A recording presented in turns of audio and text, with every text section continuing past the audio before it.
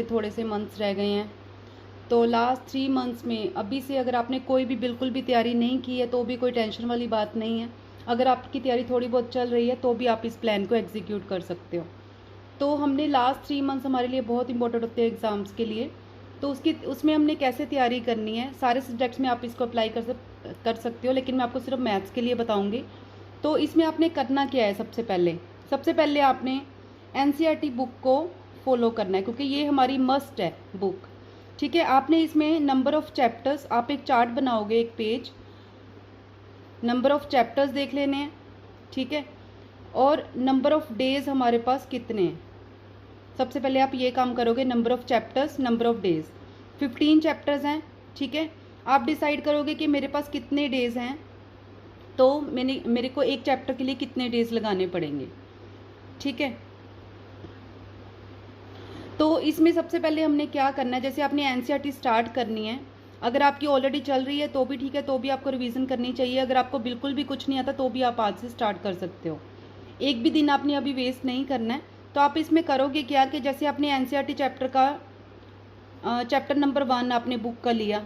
ठीक है, उसके अंदर आप इसको पहले थोरोली स्टडी करोगे। जैसे आपने कोई भी एक्सरसाइज सॉल्व करनी है, पहले उसके सारे फॉर्मूला सब कुछ आप इसमें ट्राई करोगे, उसको अच्छे से देखोगे एनसीईआरटी में उसका कॉन्सेप्ट क्या है, क्योंकि ये आपको ऑब्जेक्टिव क्वेश्चन करने में हेल्प करेगा।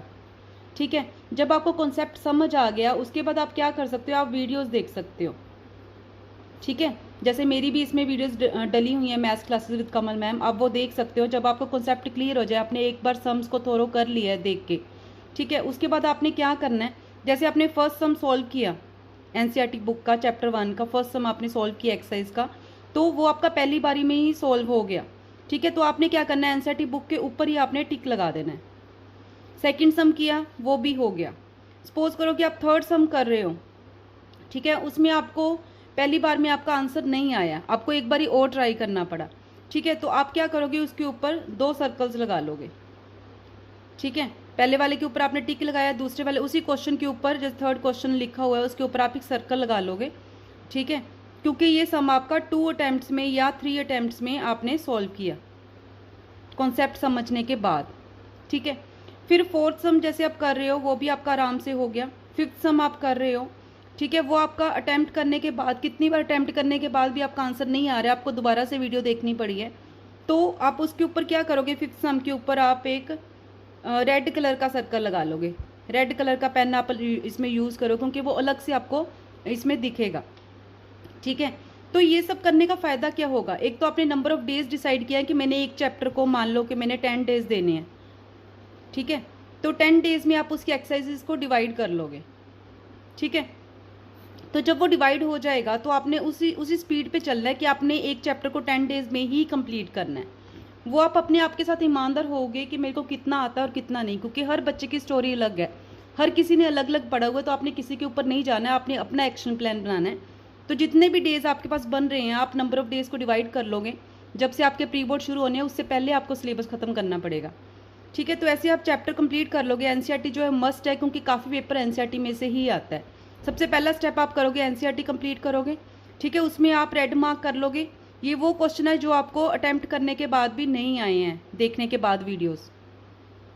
ठीक है, इसके बाद अगर आप हो सके तो आप इसके नोट्स बनाते जाओ क्वेश्चंस के, मतलब कि एक ही रजिस्टर के ऊपर क्वेश्चंस को सॉल्व करते जाओ कॉन्टिन्यूसली। ठीक है, क्योंकि वो आपको बाद में रिवाइज करने में हेल्प करेंगे। आप उसको 1 बाय 1 पेज को मतलब करते जाओगे, पलटते, आप उसको सिर्फ देख के ही पता कर पाओगे कि इस चैप्टर में क्या था। ठीक है, इसका फ़ायदा क्या होगा, जो आपने एक सर्कल लगाया है, ये जब आपका एग्ज़ाम्स डेज होते हैं ना, तो उसमें जैसे आपको मान लो कि 3 डेज़ का बीच में गैप मिला है, एग्ज़ाम्स के बीच में 3 डेज़ मिले हैं आपको। ठीक है, तो आप उसमें ये रेड जो हमने ये सर्कल लगाया है एक, और जो रेड लगाया है, इन सम्स को आपने ज़्यादा इसको करना है, जो आपने लिख के करने हैं प्रैक्टिस। बाकी के आप सिर्फ देख सकते हो, आपको आ जाएंगे पेपर में, क्योंकि आपको वो फर्स्ट अटेम्प्ट में ही आ गए थे, आपको याद आ जाएगा।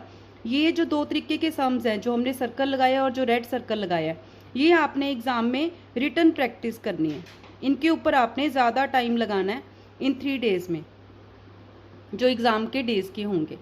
ठीक है, तो और हम क्या कर सकते हैं, जब आपकी एनसीईआरटी कंप्लीट होगी, सारे चैप्टर्स ऐसे सर्कल्स लग गए हैं रेड और ब्लैक, तो आपने क्या करना है, सेकंड चीज़ आपने लेनी है एनसीईआरटी एग्जाम्पलर कोई भी बुक ले सकते हो आप, ये आती है मार्केट में, ठीक है। इसके बाद आपने इसको सॉल्व करना है, क्योंकि ये सब करने के बाद आपका मेंटल लेवल थोड़ा सा ऊपर हो जाएगा।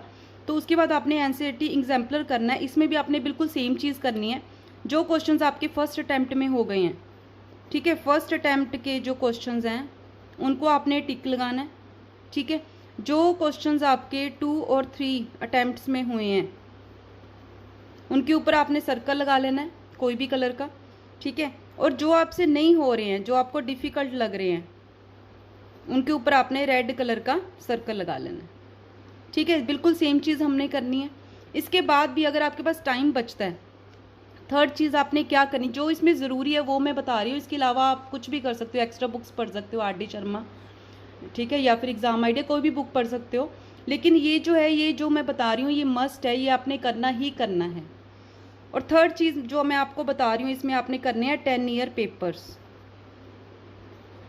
ठीक है। जब आपकी तैयारी हो जाएगी, इससे आपको आ गया है एक बार सिलेबस, तो आप 10 ईयर पेपर्स को अपने आप ही घर पे आप एग्ज़ाम दे के देखोगे, जितना टाइम उसमें होता है 2 आवर 3 आवर, ठीक है। आप एग्ज़ाम दोगे और आप अपने मार्क्स को इवेल्युएट करोगे, ठीक है, मार्क्स को इवेल्युएट करोगे।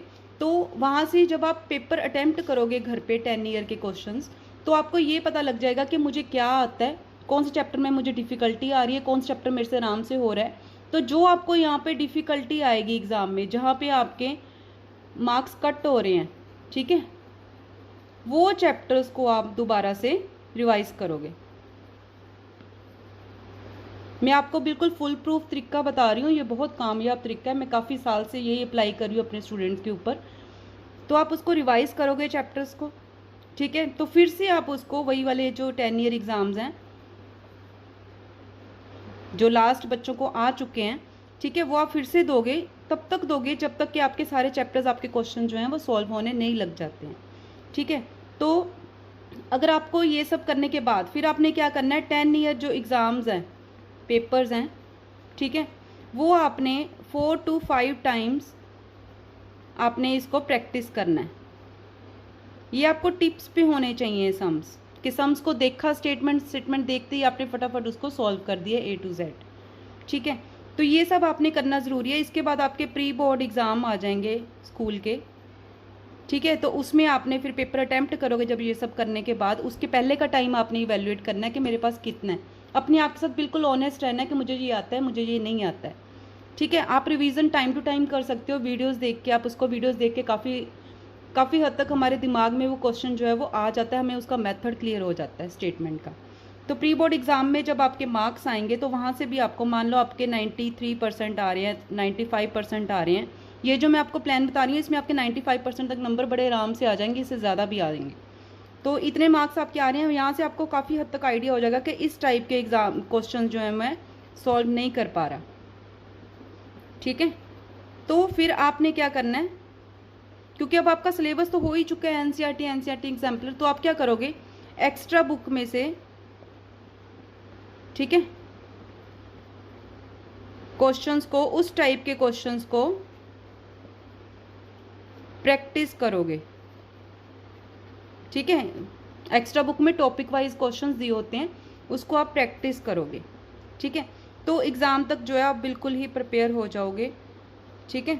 और आपके 95% एंड अबव श्योर हैं इस प्लान से, इस स्ट्रेटजी से बिल्कुल श्योर हैं। मेरा ये बिल्कुल ही यूज़ किया हुआ तरीका है बच्चों के ऊपर, जो कि 100% सक्सेसफुल है। चाहे आपको कुछ भी नहीं आता तो आप आज से ये स्टार्ट कर दो। मैं एक बार और बता देती हूँ, सबसे पहले आपने एनसीईआरटी बुक सॉल्व करनी है, क्योंकि ये हमारा बेस है सिलेबस का। इसमें ये नहीं करना है कि मैंने एक ही टाइप के क्वेश्चन है, मैंने 1 या 2 क्वेश्चन सॉल्व कर लिए, बाकी के क्वेश्चन मैंने छोड़ दिए कि सिमिलर ही होंगे, मैं नहीं करूँगा। लेकिन आपने इसका each and every question solve करना है, ठीक है। टाइम को पहले आपने डिवाइड करना है, आपके पास कितने नंबर ऑफ डेज़ हैं ये आप खुद डिसाइड करोगे, मैंने कितने टाइम में सिलेबस कंप्लीट करना है, ठीक है। वो डेज़ के हिसाब से आपने उस चैप्टर को कंप्लीट करना है। जितने डेज़ आप एक चैप्टर के लिए डिसाइड कर रहे हो, आप एक चार्ट लगा लोगे, उसके ऊपर टिक लगाते जाओगे एक्सरसाइज वाइज, ठीक है। तो ये आपका प्लान हो गया। तो आपने जब आपने एनसीईआरटी करनी तो आपने करना क्या है, आपने सबसे पहले वीडियोस देख लेनी है। जो चैप्टर आप करने वाले हो, जो टॉपिक, जो एक्सरसाइज, वो आप वीडियो देख लोगे, मेरी maths classes with Kamal ma'am. तो वो देखने के बाद आपने क्या करना है, आपने क्वेश्चन के ऊपर टिक लगाते जाना है जो आप पहले, फिर उसके बाद आप सॉल्व करोगे क्वेश्चन को, फिर आप टिक लगाते जाओगे, ये मेरे से पहली बार में सॉल्व हो गया, आराम से टिक लगा दो जो आराम से सॉल्व हो रहे हैं पहली बार में। जो आपको पहली बार में आंसर करेक्ट नहीं आया, आपको दोबारा से सॉल्व उसको करना पड़ा है, तो वो आप उसमें एक सर्कल लगा दोगे। और जो क्वेश्चन आपसे बिल्कुल ही नहीं हो रहा है, आपको दोबारा से वीडियो देखनी पड़ रही है, आपसे सॉल्व नहीं हो रहा है, ठीक है, तो वो आप रेड कलर का लगाओगे। क्योंकि ये सब लगाने का मतलब क्या है, जब हमारे एग्ज़ाम डेज आएंगे, 3 डेज जब हमें मिलेंगे एग्ज़ाम में, 3, 4, 5 या 2 जितने भी मिल सकते हैं, उसमें आपने जो रेड कलर वाले जो मार्क किए हुए सर्कल्स होंगे, वो क्वेश्चंस आपने रिटर्न में प्रैक्टिस करने हैं। ठीक है, ठीक है। जो टिक वाले हैं वो सिर्फ आप उसको, जो आपने नोट्स बनाए हैं रजिस्टर के ऊपर आप सॉल्व कर रहे हो, उसको आप देख सकते हो, आपको देखने से ही उसका पता चल जाएगा। जो आपने रेड सर्कल वाले हैं वो ज़्यादा स्ट्रेस देनी है, जो आपके पास सर्कल लगाया है सिंपल, वो भी आपने प्रैक्टिस करनी है। उन्हीं सम्स पे आपने ज़्यादा स्ट्रेस देनी है। वो पूरी बुक में आपके थोड़े से क्वेश्चन निकलेंगे, मे बी 40 और 50, तो वो करने उतने टाइम में बहुत आसान हो जाते हैं। एग्ज़ाम से पहले पहले आपने ये सारे मार्क कर लेने हैं, फिर आपने एनसीईआरटी एग्जाम्पलर करनी है, उसमें भी आपने सेम वे से ऐसे मार्क कर लेने हैं। उसके बाद जो थर्ड चीज़ आपने करनी है वो 10 ईयर पेपर सॉल्व करने हैं। ठीक है, उसमें अपने आप को अपने एग्ज़ाम देना है और अपने मार्क्स को इवेल्यूएट करना है कि मेरे मार्क्स कितने आ रहे हैं और मेरे किस टॉपिक पे मार्क्स जो हैं वो कम आ रहे हैं। ठीक है, फिर जो आपका टॉपिकल जो भी इसमें टॉपिक में आपके मार्क्स कम आ रहे हैं, डिफ़िकल्टी आ रही है, वो मार्क्स आपने, जहाँ पे भी मार्क्स कट हो रहे हैं, वो वाले चैप्टर्स, वो वाले टॉपिक्स आपने दोबारा से रिवाइज़ करने हैं। ठीक है, उसके बाद दोबारा से आपने 10 ईयर एग्ज़ाम देने हैं अपने आप को। ठीक है, और 10 ईयर जो पेपर्स हैं वो इतनी को बार आपको प्रैक्टिस किए होने चाहिए, 4-5 टाइम्स तो मिनिमम है, प्रैक्टिस किए होने चाहिए कि क्वेश्चन जो हैं वो आपके टिप्स पे आ जाएं। सेम क्वेश्चन जब भी आप देखते हो तो फटाफट आप उसका आंसर लिख दो। उसके बाद आपके स्कूल के प्री बोर्ड एग्ज़ाम आ जाएंगे, वहाँ से आपको पता चल जाएगा कि मेरे कितने मार्क्स आ रहे हैं इसमें। वहाँ पे भी आपको पता चलेगा कि किस टाइप के क्वेश्चन जो है मेरे को सॉल्व नहीं हुए हैं मेरे पेपर में, या मेरे को प्रॉब्लम आई है उसको करने में, तो उस टाइप के क्वेश्चंस आपने एक्स्ट्रा बुक में से, ठीक है, उसी टाइप के क्वेश्चंस आपने प्रैक्टिस करने हैं। ठीक है, तो ये सब आप करते हो तो आपके एग्ज़ाम में बिल्कुल श्योर शॉट है कि आप 95% अबव मार्क्स जो है बड़े आराम से स्कोर कर सकते हो। ये जो स्ट्रेटजी है ये आप आज से ही स्टार्ट कर दो, अपना टाइम इवेल्यूएट करो, पूरी ईमानदारी के साथ अपने आप को पूछो कि क्या आता है और क्या नहीं आता है।